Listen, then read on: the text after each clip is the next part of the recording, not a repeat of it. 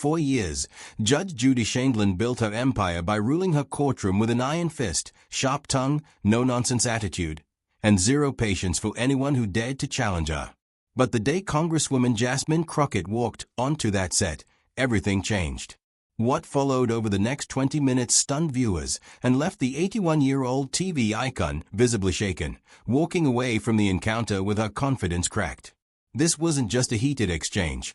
It was a turning point, a bold reminder that the old-school intimidation tactics no longer work on fearless voices of a new generation.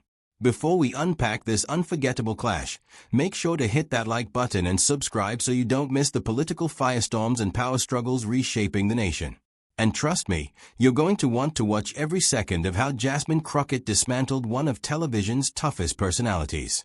The cameras were rolling, studio lights blazing, and what was meant to be just another routine taping quickly spiraled into something much bigger. Judge Judy sat at her bench, draped in her iconic black robe, that familiar glare etched into her face, the same glare that had made her a household name. Then in walked Jasmine Crockett, poised, confident, and unapologetically herself.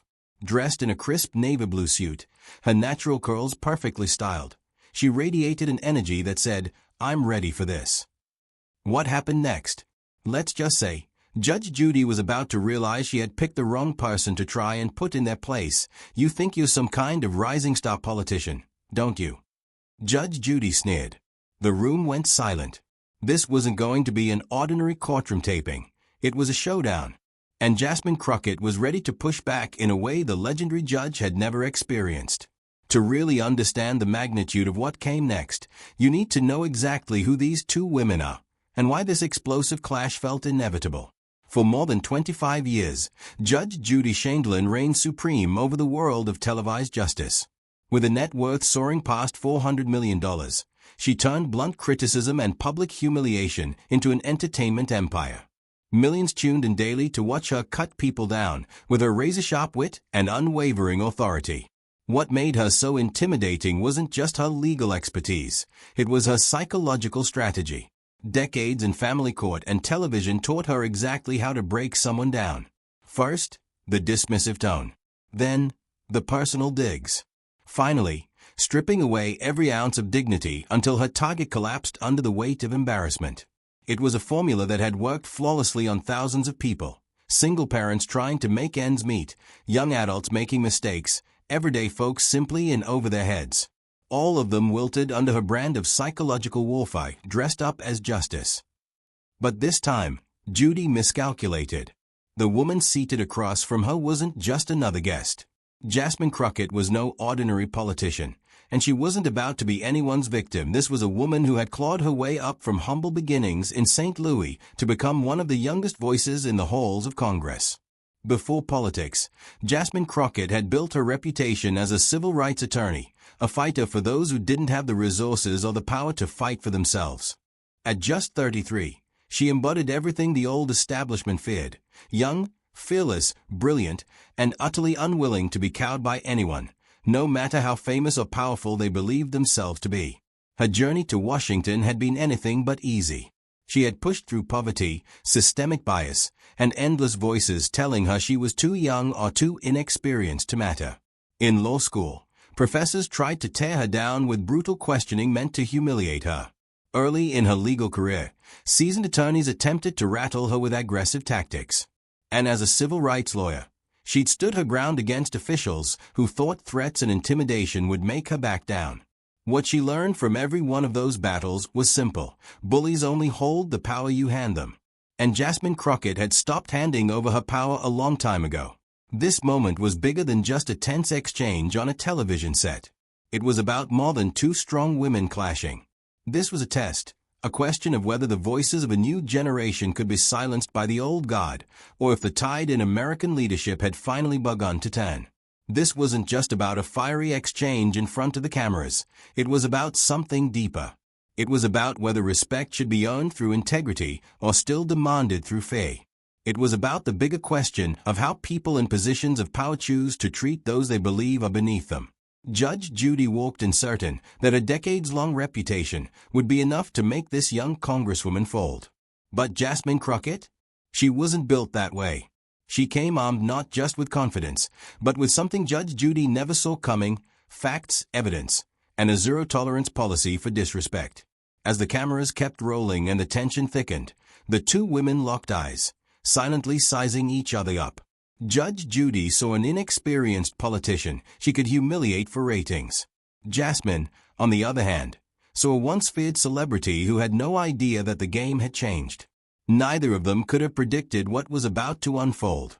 Judge Judy leaned forward, her gaze sharp and calculating, ready to launch the first strike. It was the same routine she'd perfected over decades: assert dominance early, press hard, and watch the other side collapse under the weight of her presence.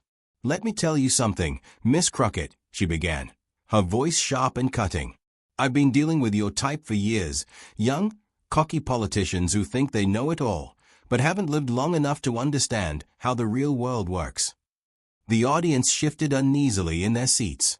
This wasn't the sharp, witty banter they'd come to expect. This was personal. The air felt heavier, as if everyone in the room knew they were about to witness something different. Jasmine, however, sat perfectly still, calm, focused, the same way she'd sat through hostile questioning in congressional hearings, racist attacks from political opponents, and smear campaigns designed to break her spirit. Compared to that, Judge Judy's intimidation game felt almost predictable. "You walk in here thinking your shiny degree and fancy title make you special," Judge Judy pressed on, her voice dripping with condescension. "I was practicing law before you were even out of diapers. I was putting criminals behind bars while you were still playing with dolls." A murmur rippled through the crowd.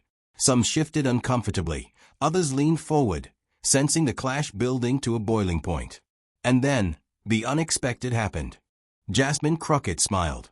Not a nervous twitch, not a false grin, a calm, confident smile that said without words, "That all you've got?"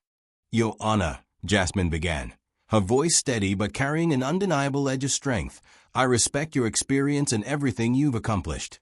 But respect goes both ways." Judge Judy's eyes narrowed, her eyebrows arching in disbelief. This wasn't supposed to happen. Most people folded by now, stumbling over apologies, desperate to get back on her good side. "Excuse me." Judge Judy snapped, her tone sharp as a whip. "I don't think you understand how this works, young lady. In my courtroom, I ask the questions. You answer them. I don't need lessons in respect from someone who's been in Congress for 5 minutes." The tension skyrocketed. Camera operators subtly adjusted their angles, sensing the moment was about to explode. The audience leaned forward, glued to the unfolding drama. Jasmine didn't flinch. Her voice was cool, but there was steel beneath it. "I've been in Congress long enough to know that experience means nothing if it comes with arrogance," she replied. "And I've been practicing law long enough to know that intimidation only works if you let it. And I don't." Judge Judy's face flushed with anger. This wasn't how the script was supposed to go. The young congresswoman wasn't crumbling. She was standing taller with every word. "Don't you dare lecture me about the law," Judy fired back, her voice rising.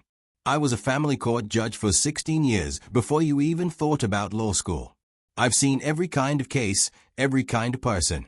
And you think your civil rights work makes you some kind of hero." And that's when the room shifted. The energy changed completely. Everyone could feel it. The balance of power in that studio was beginning to tip. Judge Judy had just stepped over a line she didn't even know existed. Jasmine's confident smile faded, and for the first time, there was fire in her eyes, a silent warning that this was about to turn into something bigger than a television spat. The room went dead silent. Everyone, the audience, the crew, even the camera operators, sensed that the congresswoman was about to show exactly who she was. "My civil rights work," Jasmine began, her tone steady but razor-sharp, "has actually helped people. Real people. People with real problems. While you've spent years making millions humiliating them for entertainment." Judge Judy froze, her mouth slightly open. No one ever spoke to her like that. "How dare you?" Judge Judy started, her voice rising as she stood from her bench. "I've helped more people than you'll ever." Jasmine cut her off cleanly, her words slicing through the moment like a blade. "Or exploited them for ratings. Because there's a big difference between justice and reality TV." The audience audibly gasped. Some clutched their chests, others instinctively pulled out their phones, knowing they were witnessing television history. For the first time in decades, Judge Judy was speechless. But Jasmine wasn't done. Not even close.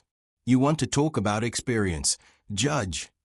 Jasmine pressed, her voice now carrying the room. "Fine. Let's talk. You've spent the last 25 years turning real people's pain into entertainment. I've spent my career fighting for people who couldn't fight for themselves. So, please, tell me more about what experience really means." Judge Judy's hands trembled ever so slightly, her iron composure cracking. The woman who built an empire on never losing control was standing across from someone she simply couldn't intimidate. "You think you can walk into my courtroom and disrespect me?" Judge Judy snapped, her voice shaking with rage. Jasmine rose slowly to her full height, her posture commanding and unflinching. "Your courtroom," she said evenly. "This isn't a courtroom. This is a television studio. And I'm not here as your defendant. I'm here as your equal." The word equal seemed to hang in the air like a thunderclap. For a moment, the legendary judge just stared at the young congresswoman, stunned. The audience, conditioned after decades of watching Judge Judy crush anyone in her path, could sense it too. The balance of power had shifted. What they were witnessing was nothing short of a role reversal, and it was electrifying. The intimidator was now the intimidated. "You don't understand," Judge Judy sputtered, her voice no longer carrying the same authority. "I've built something here. I've created order from chaos. People respect what I've accomplished." Jasmine didn't miss a beat. "Do they respect you?" she asked sharply. "Or do they fear you? Because there's a difference, Judge, and I'm not sure you've ever stopped to figure out which one you've earned." The words landed like a punch. For decades, Judge Judy had blurred the line between fear and respect, building an empire on the belief that keeping people scared was the same as commanding their admiration. I help people," the judge muttered, but even she seemed to hear how weak and empty her words sounded. "By humiliating them." Jasmine countered. "By turning their lowest moments into entertainment for millions of viewers. That's not help, Judge. That's exploitation." The audience was riveted, leaning forward, fully aware they were witnessing something extraordinary.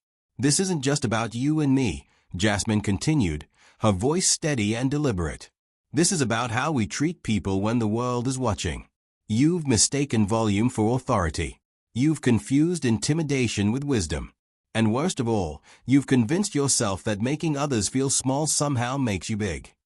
For the first time in her career, Judge Judy looked shaken, uncertain. The foundation of her entire persona, built on the belief that everyone eventually bows to her dominance, was cracking. And Jasmine Crockett wasn't letting up.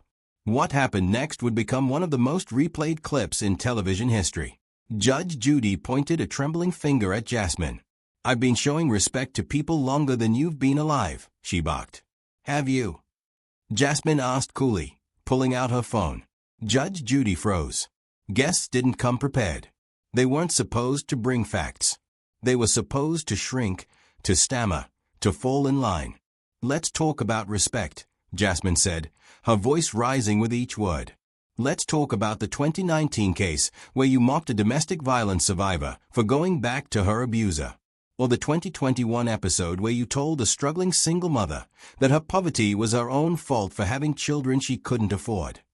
The studio went completely silent. Even the cameras stopped panning. "They came to you for justice," Jasmine continued, her words sharp as a blade. "And you turned their pain into punchlines." That's out of context," Judge Judy stammered, her usual steel gone. "Is it?" Jasmine asked, turning her gaze straight into the cameras, her voice calm but cutting.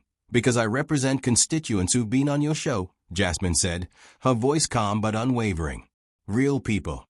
People with real problems, who walked away feeling smaller, more humiliated than when they arrived. Is that justice, Judge? Or is that just good television?" Judge Judy tried to steady herself. "You don't understand the complexity of." "I understand perfectly," Jasmine cut in, smooth and sharp. "I understand that you've built an empire by convincing people that humiliation is justice. That shouting makes you wise. That fear equals respect. The audience was spellbound, phones up, capturing what had clearly become the television moment of the year. But here's what you don't understand, Judge, Jasmine said, stepping closer to the bench, her presence commanding. My generation doesn't confuse loudness with leadership. We don't mistake intimidation for intelligence. And we absolutely will never accept disrespect from anyone, no matter how long they've been on TV. Judge Judy opened her mouth, but no words came out. For 25 years, she'd controlled every room she entered. Now, someone was not only refusing to be controlled but was dismantling her entire persona, piece by piece, in front of millions. You want to talk about age and experience? Jasmine's voice rose, steady but powerful. I'm 33. And in that time, I've passed legislation that's changed lives. I've defended civil rights. I've fought for voting rights. I've stood up to bullies far more powerful than you. I am not a bully, Judge Judy snapped, but her voice cracked, betraying her. Really? Jasmine raised an eyebrow, her tone cutting but not cruel. Then what do you call trying to humiliate me on national television because I wouldn't bow to your authority? What do you call mocking people's pain for ratings? What do you call building a career by making others feel small so you could feel big? The words landed like blows. Judge Judy gripped the bench, her legendary composure slipping. The woman who'd spent decades making others powerless was feeling that same powerlessness for the first time. The difference between us, Judge, Jasmine said, her voice steady and clear, is that I use my platform to lift people up. You've used yours to tear them down. I fight for justice. You turned justice into a spectacle. The studio erupted, gasps, cheers, phones recording from every angle. This was no longer a clash. It was a generational handover, a moment where the old way of doing things was being dismantled in real time. You have no right to come into my show, Judge Judy started, her tone desperate. Your show. Jasmine interrupted with a small, almost amused laugh. Judge, this stopped being your show the moment you tried to bully someone who wouldn't be bullied. This is the moment America sees that intimidation, fear, and respect me because I said so, that era is over. You can't, Judge Judy whispered, her voice barely audible. I can, Jasmine replied, her voice calm but resolute. And I just did. Because when you try to shame someone who has nothing to be ashamed of, you lose. When you try to intimidate someone who's been fighting bigger battles her entire life, you lose. Judge Judy looked around the studio, almost pleading for backup. But there was none. The crew was silent. The cameras, now fixated on Jasmine, told the story. The audience, once loyal to the judge, was now firmly in the Congresswoman's corner. And then, with her tone softening but her authority unshaken, Jasmine delivered the final blow. You know what the real problem is, Judge? She asked, her voice quieter now, but carrying to every corner of the room. You've gotten so used to people fearing you that you forgot how to truly earn their respect, the kind that comes from treating others with dignity, not tearing them down, Jasmine said, her voice steady but sharp. Judge Judy's hands trembled. Everything she'd built her persona on, power, dominance, control, felt like it was slipping away in front of everyone. I've spent my career fighting for those who didn't have a voice, Jasmine continued. I've taken on corrupt systems, called out injustice, and stared down opponents who thought they could silence me, because I'm young, because I'm black, because I'm a woman. So tell me, why would you think I'd be intimidated by someone whose greatest achievement is making courtroom drama for TV ratings? The studio fell into a heavy silence. For a moment, even the cameras seemed to freeze. Judge Judy, who had spent decades commanding every room she entered, looked like a shadow of herself. Jasmine took a slow breath, then gathered her bag. Here's what's going to happen, she said, calm but resolute. I'm leaving here with my dignity intact. And you're going to sit with this, really think about whether the next person you try to humiliate might just refuse to play your game. She turned toward the exit, but paused for a moment to glance back. And one more thing, she added, her tone cutting but not cruel. If you're going to lecture someone about respect, make sure you actually know how to show it. The audience erupted. Applause, cheers, the sound of dozens of phones capturing the moment. As Jasmine walked out, her posture tall and her expression unshaken, Judge Judy stood frozen behind her bench, pale and visibly shaken. The cameras stopped rolling, but it didn't matter. Within minutes, clips of the clash were everywhere, flooding timelines, trending on Twitter, dominating TikTok feeds. The moment Jasmine said, "This isn't your show anymore," was already being replayed millions of times. Judge Judy slumped into her chair, removing her glasses with unsteady hands. For the first time in decades, the queen of courtroom TV looked vulnerable, dethroned by someone who hadn't raised her voice once. Outside, Jasmine stepped into the parking lot, her phone buzzing nonstop. Texts, calls, social media notifications. The world was reacting in real time. But there was no smugness in her expression. For her, this had never been about winning or embarrassing someone. It was about standing her ground, about refusing to let intimidation write the narrative. When a reporter rushed up and asked, "Congresswoman, how do you feel about what just happened?" Jasmine paused, straightened her shoulders, and chose her words carefully. "I feel like I did what I always do," Jasmine said calmly, her voice steady but resolute. "I stood up for myself and for the principles I believe in. No one, no matter how famous or wealthy they are, has the right to demean another human being just to put on a show." The reporter didn't back down. "But don't you think you were a little harsh with Judge Judy? She's been a television icon for decades." Jasmine's expression hardened, but her tone stayed composed. "Being an icon doesn't give you a free pass to tear people down," she replied. "If anything, the more influence you have, the greater your responsibility to lift others up. Fame should come with accountability, not immunity." Later, sitting in the back seat of her car, Jasmine finally had a moment to exhale. She thought about the young women, especially young black women, who would see that moment replayed online. She thought about everyone who'd ever been told to know their place, to stay silent, to respect authority even when that authority wasn't respecting them. This moment, she realized, wasn't just about standing her ground against Judge Judy. It was about proving that no one, no matter how powerful, has the right to strip you of your dignity. Her phone rang. It was her chief of staff. "Congresswoman, the video is everywhere. I mean everywhere. They are calling it the moment Judge Judy finally met her match." Jasmine allowed herself a small, quiet smile. "Good," she said softly. "Maybe it'll remind people that they can stand up for themselves too." Back inside the studio, chaos reigned. Producers and crew members scrambled, trying to contain the fallout of what they'd just witnessed. This wasn't just another dramatic episode. It was the collapse of the very dynamic the show had built its empire on. Online, the reaction was immediate and overwhelming. "Jasmine destroys Judy" began trending within the first hour. A clip of Jasmine calmly asking, "What do you call building a career on making others feel small so you can feel big?" rocketed past 1 million views before dinner. Commentators across the spectrum chimed in. A well-known conservative pundit tweeted, "I don't agree with Crockett's politics, but you've got to respect how she held her ground." That was textbook confidence.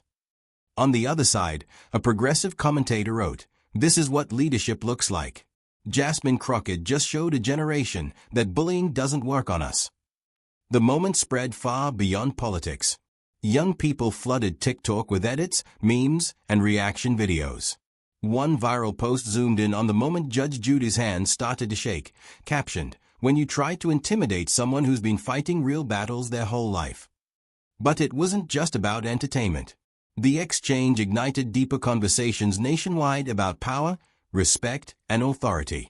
Professors in psychology and leadership began sharing the clip in lectures, pointing to it as an example of what healthy confidence and composure look like. "What we witnessed," said one conflict resolution expert during a TV interview, "was a masterclass in disarming a bully.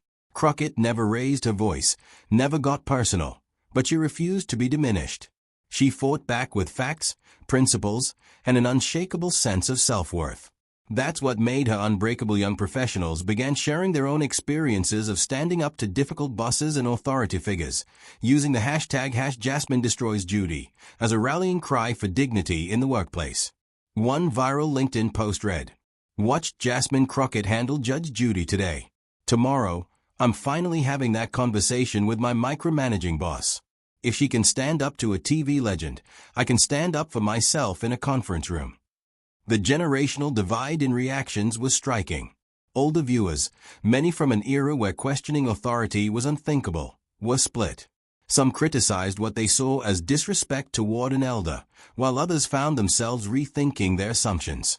One 65-year-old fan commented, "I've been watching Judge Judy for 20 years. I always thought she was tough but fair. But seeing this young woman stand her ground made me realize I've been confusing fear with fairness all along."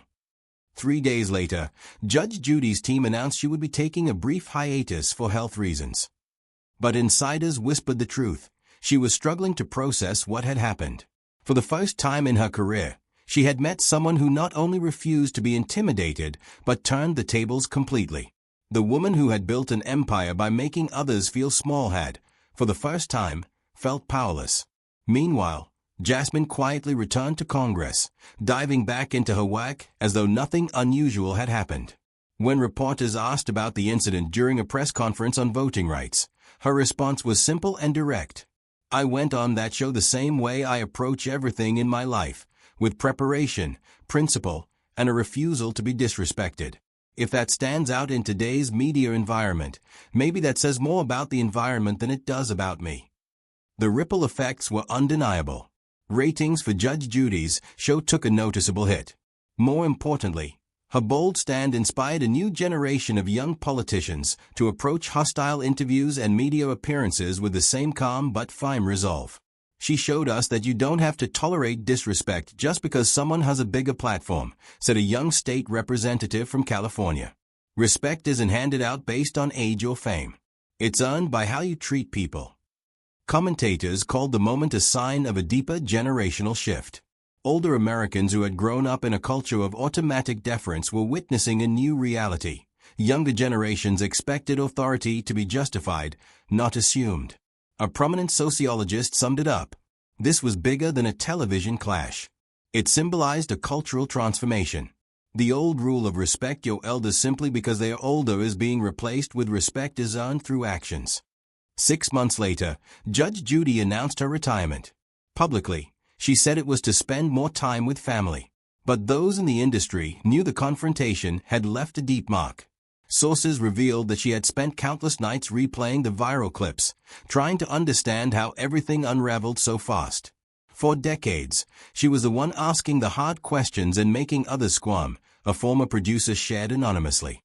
Suddenly, the roles were reversed, and she had no idea how to handle it. Friends described a woman changed, quieter, more reflective, and even questioning her lifelong approach to authority. The once unyielding icon now grappled with doubt. Ratings never recovered, particularly among younger viewers, many of whom began seeing her courtroom style not as tough love, but as unnecessary cruelty. "The Crockett moment changed everything," wrote one TV critic. "It revealed the difference between genuine authority and performative dominance. And once people saw that difference, they couldn't unsee it." In her final interview, when asked directly about that infamous day, Judge Judy didn't lash out or deflect. For the first time in her career, she simply looked reflective. "I've spent my whole career thinking toughness was the same as strength," she admitted in a rare moment of humility. "But maybe, somewhere along the way, I started confusing being tough with being cruel. Real strength isn't about making people feel small, it's about how you treat them when you're the one in power." That unexpected vulnerability stunned everyone. For the first time, viewers saw the iron-willed icon openly reflecting on her own behavior. It was clear that Jasmine Crockett's composure and integrity had forced a kind of self-examination that decades of fame and control never had. "That young woman," the judge said softly, almost as if speaking to herself, "she taught me a lesson I should have learned a long time ago. Respect isn't something you demand. It's something you earn." Meanwhile, Jasmine's profile in the political world soared. Millions who had never even heard her name before were now captivated, not just by her courage, but by her calm, unshakable dignity in the face of pressure. "She showed the country," said one veteran strategist, "that the next generation of leaders isn't afraid of the old guard. They are informed, principled, and unwilling to bow to intimidation." The exchange quickly transcended politics. Universities used the moment as a case study in communications and power dynamics. Business schools highlighted her poise as a masterclass in conflict management. Even workplace training programs incorporated the clip, showing employees that it's possible to set boundaries firmly without aggression. Mental health professionals praised her response as a rare example of balanced self-advocacy. As one psychologist noted in a viral essay, she reminded us that you can be confident without arrogance, respectful without submission, and strong without cruelty. A powerful quote began circulating online: "Age brings experience, but it doesn't guarantee wisdom. An experience without empathy is just practiced cruelty." A year later, Jasmine was headlining leadership and empowerment conferences across the country. Her message stayed consistent: respect is reciprocal, power should be handled with empathy, and true leadership is built on principle, not intimidation. Stand firm in your principles. Prepare yourself for every challenge. And never, ever, let anyone convince you that your value is less than you know it to be, she often told audiences afterward. When people asked if she regretted that moment, her answer was always the same: "I don't regret standing up for myself. I don't regret refusing to be belittled. And I certainly don't regret showing young people that they don't have to accept disrespect, no matter how much power or fame the other person holds." What started as a single clash in a TV studio had grown into something bigger, a cultural milestone. A reminder that respect isn't inherited or demanded, it's earned.